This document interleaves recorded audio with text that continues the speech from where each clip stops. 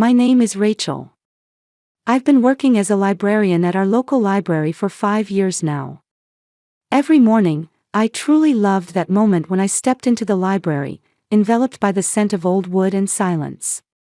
Seeing the smiles on the faces of people who love books was my greatest joy. My husband James runs a real estate development company. As a young businessman, he's well known in our community. We've been married for 4 years. We don't have children yet, but we're just not in a hurry. We live together in a house in the suburbs, enjoying gardening on weekends and always going out for dinner dates on Fridays. Those peaceful days were what made us happiest. I've also built a wonderful relationship with James's family. James's mother, Catherine, is a former teacher and a woman widely respected in the community. The first day we met, she took my hand and said, "I'm so happy that someone as lovely as you became my son's wife." How those words warmed my heart. Catherine always praised me, about my cooking, about the house, about how I treated James. Every time I heard her say, "You're such a good daughter-in-law," I felt truly accepted as a member of this family. My brother-in-law Thomas is a serious accountant, still single. He's quiet but always treats me courteously. At family gatherings, he would listen to what I had to say with genuine interest. James's sister Jennifer is a designer raising a 3-year-old daughter. She and I hit it off right away. She often came to our house with her daughter Emma, and when Emma's laughter filled our home, my face would naturally soften, thinking that maybe someday when we had children, it would be like this. Our monthly family dinners were a precious tradition. Everyone would gather at Catherine's house around the table. Thomas would crack jokes about recent news, Jennifer would share funny stories from work, and James would report on company developments. When I shared stories from the library, everyone would laugh. A warm family circle. Being part of it made me happier than anything. I truly felt blessed. In the midst of those peaceful days, a major turning point came for James's business. A new commercial facility project became a huge success. The local newspaper ran a feature article with the headline, "Young Businessmen's Leap Forward." The entire family celebrated James's success from the heart. Catherine shed tears of joy, Thomas exchanged a firm handshake with him, and Jennifer hugged him saying, "That's my brother." I was proud of my husband too. Everything was going well. One weekend, we were enjoying gardening in our backyard. The spring sunshine was warm, and the smell of earth was pleasant. James dug up the flower bed with a shovel while I planted seeds. We made plans to add more flowers next year. I want more roses, tulips would be lovely too, how about sunflowers in summer? Those trivial conversations felt like they could go on forever. At dinner, James said, "Let's all go on a picnic to the lake sometime. On a nice day, with a basket." I nodded with a smile. That sounds wonderful. Jennifer and Emma would love it. While discussing such plans for the future, we enjoyed our meal. That night, as we relaxed on the sofa, James pulled me close to his shoulder. We seemed to be watching the drama on TV, but we weren't really watching anything. We were just feeling the warmth of that moment. "I love you, Rachel," James whispered. "I love you too," I said, resting my head on his chest. After the new project started, James began working late into the night every day. It wasn't unusual for him to come home after 10 at night, and every time I saw my husband opening the front door with a tired face, I worried. Even when I said, "Don't push yourself too hard," he would just smile and say, "I'm fine, we're almost over the hump." One morning, James suddenly grimaced at the breakfast table. "What's wrong?" I asked, and he put his hand to his chest and said, "My chest hurts." I immediately became concerned, but James brushed it off, saying, "I'm fine, it's probably just muscle strain. I carried heavy materials yesterday." But his expression clearly showed pain. A few days later, it happened again. This time it was during dinner. "My chest feels heavy," James muttered. I couldn't stand it anymore and strongly urged him to go to the hospital. Please, get it checked. If it's nothing, that's fine. But he shook his head. I'll go after next week's project is finished. I don't have time right now. I couldn't persuade him further after he said that so firmly. On the day of our monthly family dinner, James seemed tired and was quieter than usual. When Catherine asked with concern, "Are you okay?" "You don't look well," James tried to answer cheerfully. "I'm fine, Mother. I'm just a bit busy." Thomas looked at his brother with concern too, but said nothing. Only Jennifer said, "Don't push yourself too hard." But James smiled and said, "Don't worry." That smile seemed forced somehow, and my chest tightened. And then Tuesday came. At 2 in the afternoon, I was reading to children at the library. The little ones were listening intently to the picture book I was reading, their eyes shining. That peaceful time suddenly came to an end. My cell phone vibrated. I usually don't answer calls during work, but for some reason I had a bad feeling and picked up right away. "Is this Mrs. Rachel Miller?" A calm woman's voice. "Yes, it is. I'm calling from St. Mary's Hospital. Your husband, James Miller, has been brought in by ambulance. Please come to the hospital immediately." My mind went blank. I couldn't fall apart in front of the children. I explained the situation to a colleague and rushed out of the library. While driving, my hands trembled. Every time the light turned red, my anxiety and impatience grew. "Please, be okay." I prayed over and over in my heart. When I arrived at the hospital, I gave my husband's name at the reception. "ICU. It's on the 3rd floor." Those words alone conveyed the severity of the situation. I got in the elevator and pressed the button for the 3rd floor. The few seconds of travel time felt like an eternity. In front of the ICU, the entire family had already gathered. Catherine was sitting in a chair with her face covered by both hands. Thomas was leaning against the wall, looking up at the ceiling.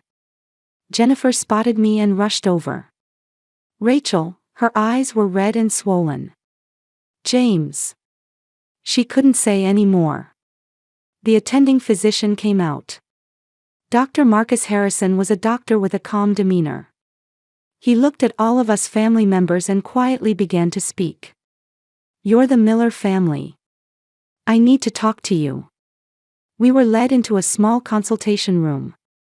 Dr. Harrison gestured for us to sit and took a deep breath. "Mr. James has suffered a severe myocardial infarction. His condition is very serious." Myocardial infarction. Those words repeated in my head over and over. Right now, we're doing everything we can to treat him in the intensive care unit. We're doing everything possible.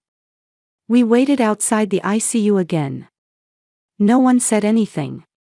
Only the sound of the clock's hands moving could be heard. Catherine was offering up prayers in a small voice. Thomas stood motionless. Jennifer gripped my hand tightly. Her hand was cold and trembling. After a while, Dr. Harrison came out of the ICU. The moment I saw his expression, I understood everything. "Family members," his voice was low and heavy. "We did everything we could to treat him, but Mr. James went into cardiac arrest and has passed away." Catherine let out a scream. Thomas pounded his fist against the wall. Jennifer collapsed in tears. But I couldn't make a sound. I could only stand there frozen. This is a dream. It must be a bad dream. I tried to think that, but the sounds of grief around me kept thrusting the reality at me. "Would you like to see him one last time?" Dr. Harrison asked quietly. Catherine nodded, and we were led to the morgue. A body covered with a white sheet. The nurse gently pulled back the sheet. There lay James. His eyes were closed, and he looked as if he were sleeping. But his skin was cold, and there was no pulse. I held his hand. The hand that had always been warm was now cold as ice. "I'm sorry. I should have taken you to the hospital sooner." Tears overflowed and wouldn't stop.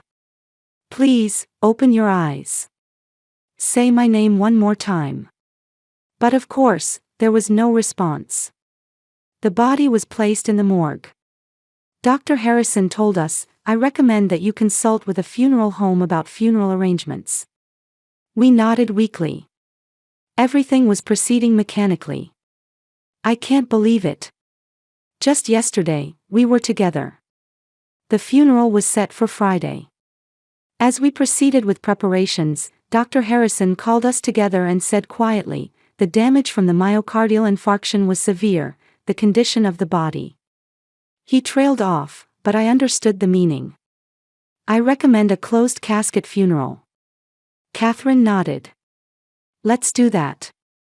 I don't want everyone to remember James's final appearance.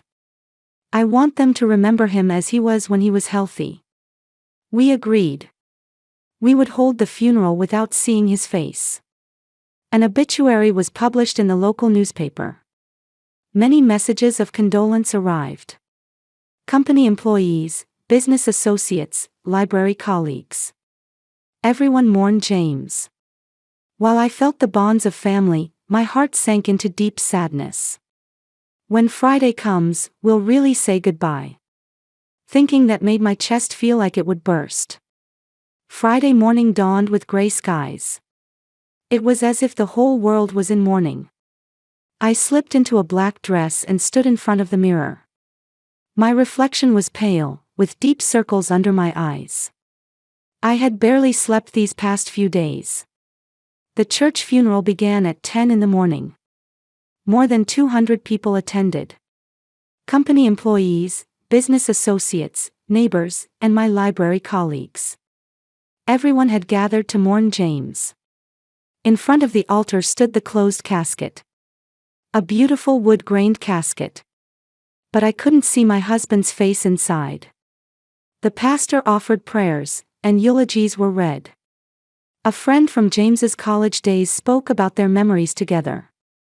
The company's vice president talked about his passion for work. I tearfully expressed my gratitude to the attendees. My voice trembled, and I barely made it through. Catherine was crushed by grief, supported by Thomas and Jennifer. Seeing that, I felt that as a member of the family, we were all sharing this sorrow together. When the ceremony ended, we moved to the cemetery. It was a quiet hilltop cemetery about 15 minutes by car from the church. The casket was carried from the hearse and placed next to the dug hole. The pastor offered a final prayer. "Ashes to ashes, dust to dust." Those words drifted away on the wind. Slowly, the casket was lowered into the ground. The ropes were gradually loosened, and the casket reached the bottom of the hole. At that moment, I felt as if my heart was sinking with it. This is really the end. I'll never see my husband again. I took a white rose in my hand and threw it into the hole. The rose fell quietly onto the casket. Catherine threw in a flower, and so did Thomas, Jennifer, and then all the attendees threw flowers one after another. As I watched the casket being covered with flowers, I could only stand there frozen. It was a long, long day. The funeral didn't finish until after 4 in the afternoon. The attendees left one by one. The last remaining family members also got into their cars, looking exhausted. "Rachel, call anytime if you need anything," Jennifer hugged me. "Thank you," that was all I could manage to say. The funeral home's car offered to drive me home. At 4:30, I sat in the back seat, staring blankly out the window. The city scenery flowed past. People were walking normally, laughing, living their lives. But my world felt as if it had stopped. Exhaustion and sadness made it hard to think clearly. I just wanted to get home and be alone. The car stopped in front of my house. "Take care," the driver said kindly. I nodded slightly and got out of the car. I began dragging my heavy feet toward the front door. As I tried to find my keys in my bag, something appeared in the corner of my vision. Someone was standing on the front porch. I looked up. The person's build looked familiar. My heart jumped. No, that couldn't be. The figure slowly turned around.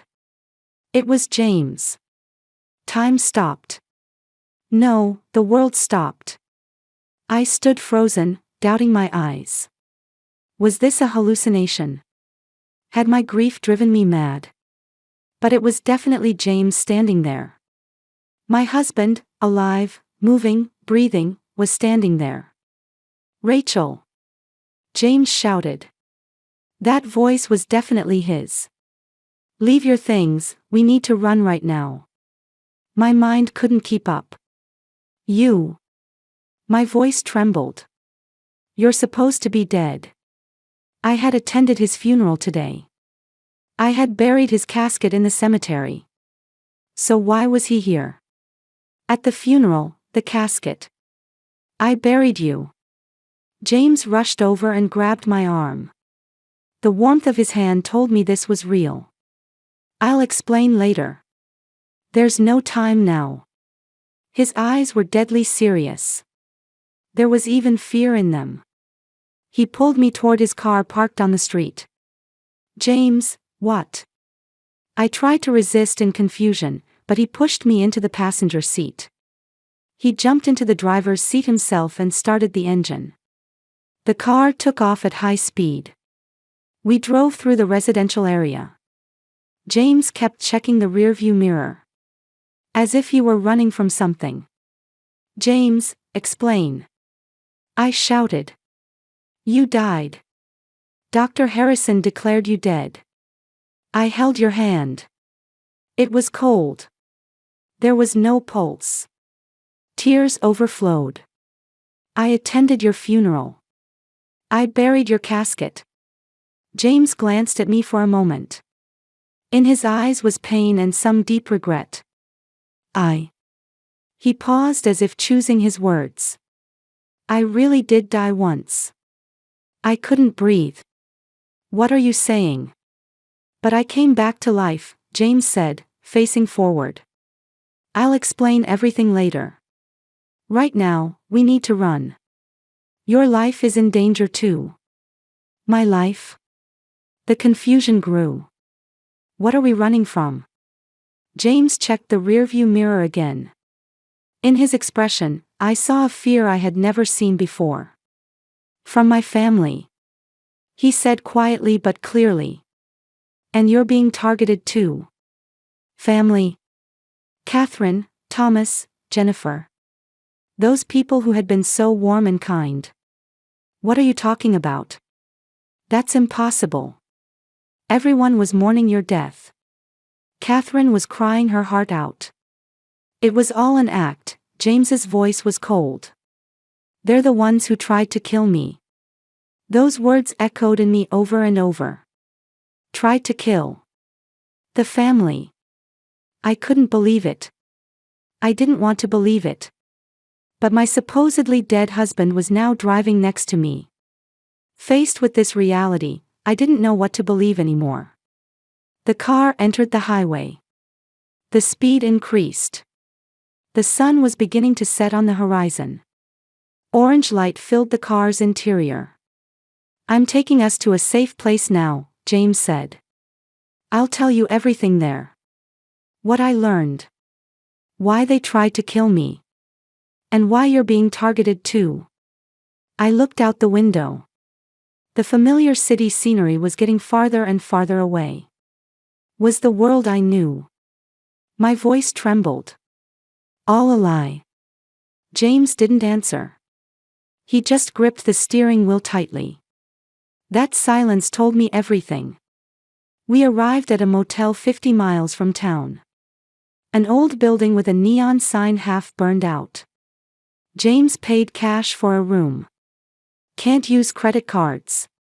We can be tracked. His words spoke to the severity of the situation. When we entered the room, James immediately closed the curtains. In the dim room, he sat on the edge of the bed and exhaled deeply. I sat in a chair and stared at my husband. I still couldn't believe it. My supposedly dead husband was here now. Rachel, James began quietly. What I'm about to tell you may be hard to believe. He looked me straight in the eye. But it's all true. Please listen to the end. I nodded. I was prepared to be surprised by anything I heard. No, I really wasn't. But I needed to know. I did collapse at the office on Tuesday, James began. But it wasn't a heart attack. It was poison. Poison? I gasped. That morning, Mother came to the office and brought me coffee. She said, "You've been working hard, here's something for you." James's voice trembled. I drank it all. It was good coffee. But an hour later, my chest hurt, my vision blurred, and I collapsed. Catherine. That kind mother-in-law. No way. When I was taken to the hospital, I really went into cardiac arrest, James continued. Dr. Harrison declared me dead too. I really died, Rachel. I had no consciousness. I felt nothing. There was only darkness. My hands trembled. If what he was saying was true, he died once, and then. But Dr. Harrison didn't give up, tears welled up in James's eyes. After the family left, he secretly performed resuscitation measures in the morgue. Electric shocks, drugs, over and over. Normally that would be impossible. But he didn't give up. And miraculously, I was resuscitated. Why? I squeezed out my voice. Why did Dr. Harrison go that far? James took a deep breath. Dr. Harrison was Mother's former lover. The world swayed. What? 40 years ago, Mother was dating him. She loved him, a young medical student. But Mother came from a poor family and was struggling financially. Then a rich man appeared, my father. Mother hesitated but chose father in the end. James's voice became pained. Dr. Harrison couldn't forget Mother after that. That's why he continued working as a doctor in the same town as Mother. To watch over her from afar. I held my head. This was a nightmare. But how I wished it were just a nightmare. Mother asked him to cooperate. To kill me and write the death certificate. He refused at first, apparently. But Mother had something on him. Evidence of a past medical malpractice. She threatened to make it public. James clenched his fists. Dr. Harrison had no choice but to cooperate. But he couldn't kill me completely. His conscience remained. So, he resuscitated you, I murmured. When I woke up, Dr. Harrison was crying. He said, "I'm sorry, but you must live." And then he told me something even more terrifying. James held my hand. He said, "Tonight, your wife will be killed too." My body stiffened. Me too. Mother's plan was this.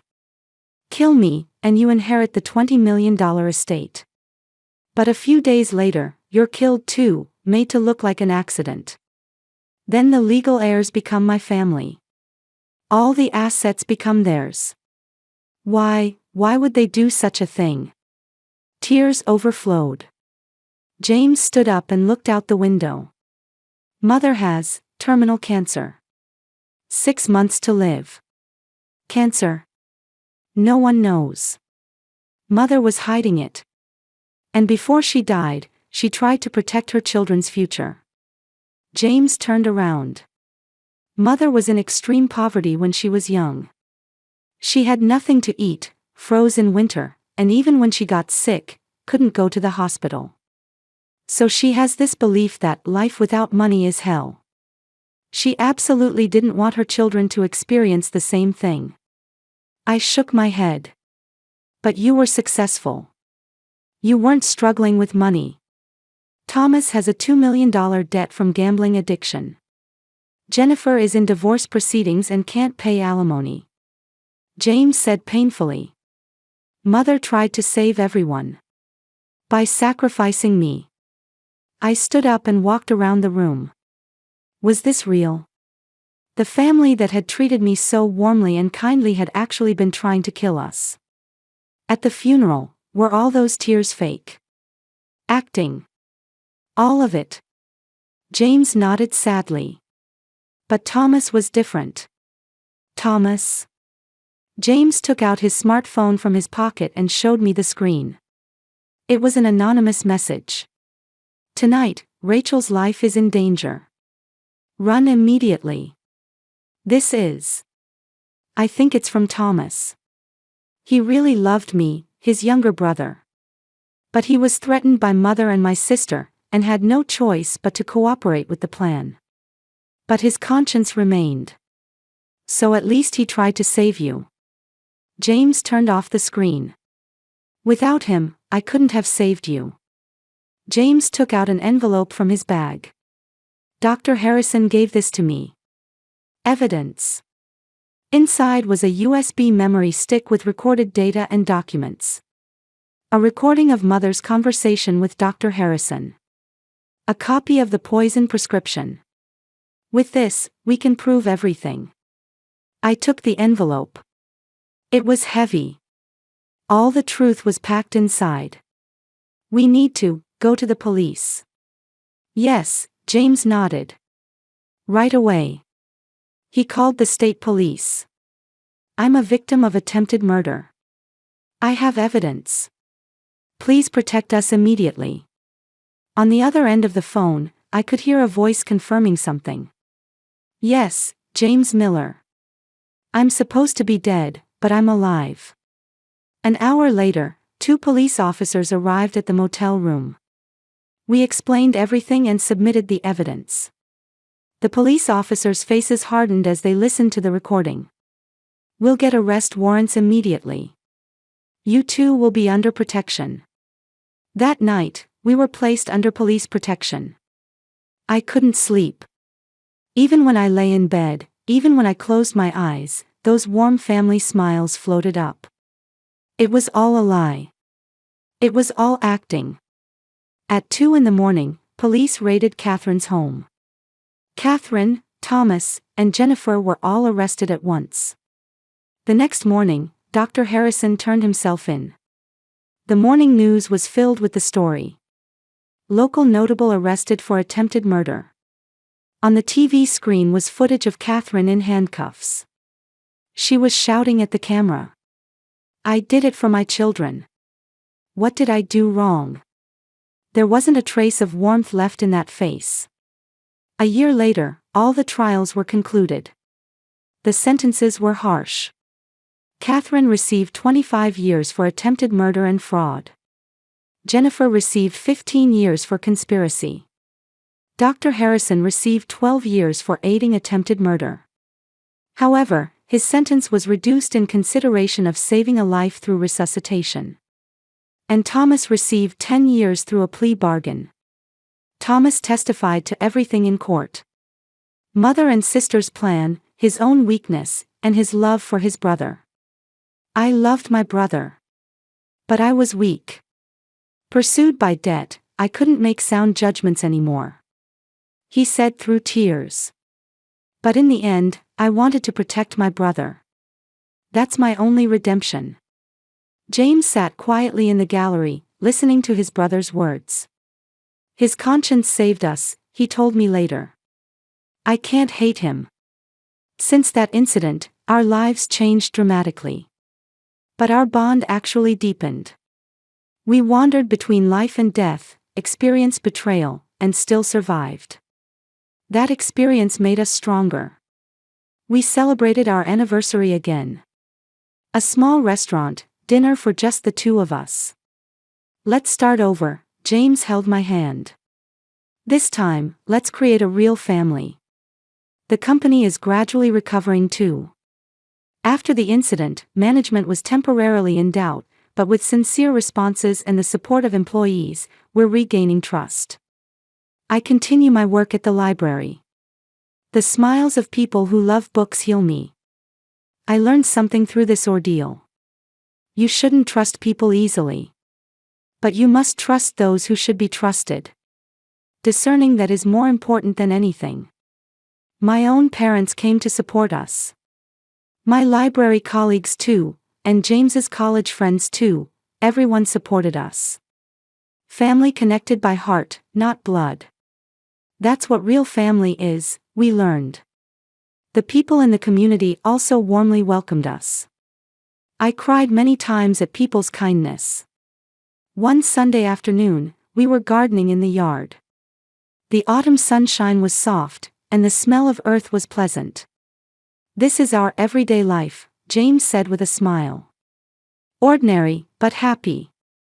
I smiled and took his hand. Hey, you, I said a bit nervously. I'm pregnant. 3 months. James's eyes widened.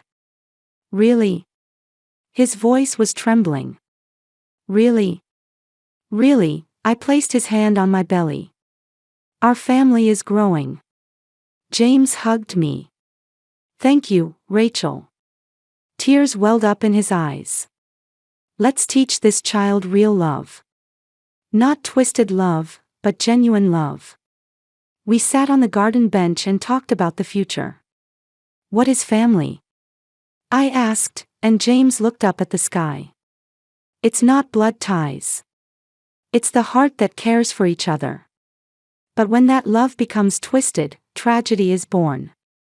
That's why we need to teach this child real love.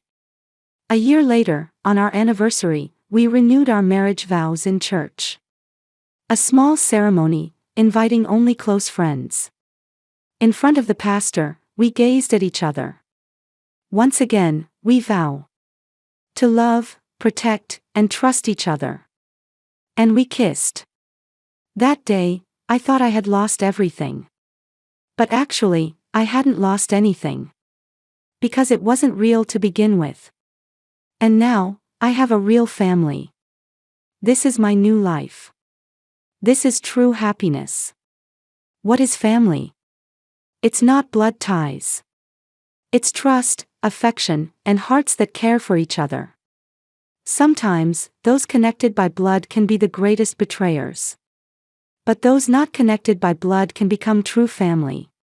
What matters is discerning who truly loves and tries to protect you. Having the eyes to see that. And having the courage to recognize twisted love. Our story begins from here.